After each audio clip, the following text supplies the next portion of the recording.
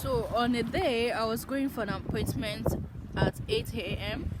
And of course, before going, I had to take care of my son, make sure he's fine, had his breakfast, and make sure he's just doing okay with his dad. So whilst I was about going, my babe said something. My babe said, "Could you get me this? Could you get me that?" I was like, "Babe, you know I was going for an appointment and I will be running late." So he insisted and I did get it. I was about stepping out of the room and he said, "Could you do this? Could you do that?" And at that period, it was so overwhelming for me and I was angry. I went downstairs. I went downstairs angrily, went to the doorknob, twisted it, and the door refused to open.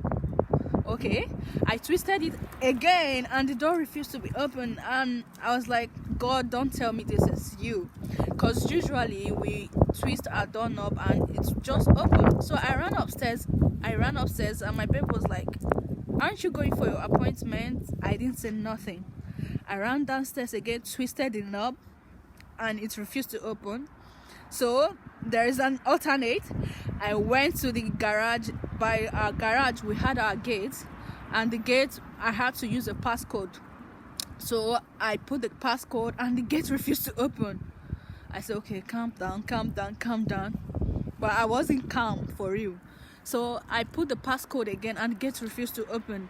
I was like, "Nice try, Holy Spirit, nice try."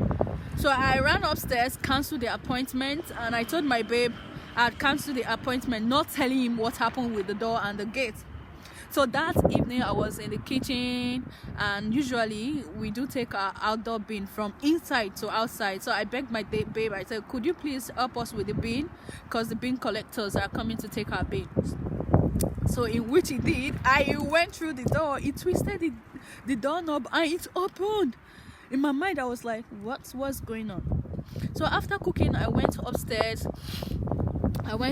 and I sat down and I was thinking the whole thing all over again. And what I realized was that God actually don't want me to step out that day looking angry and in my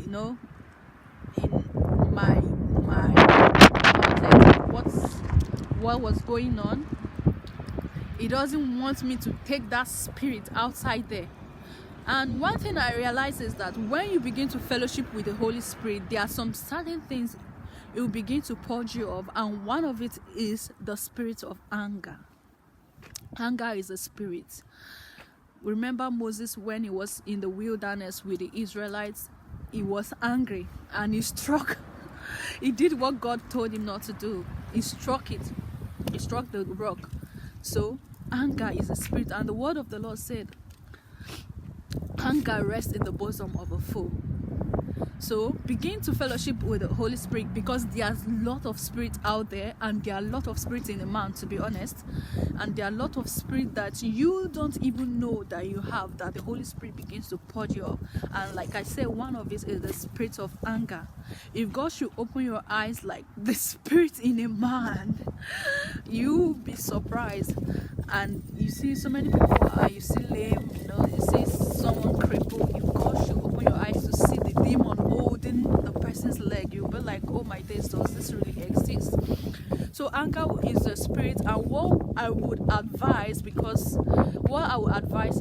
when you feel you are being angry, just take a time out, sit down, be calm, don't even think about the whole issue. Sit down for a while. You see, as time goes on, you feel relieved.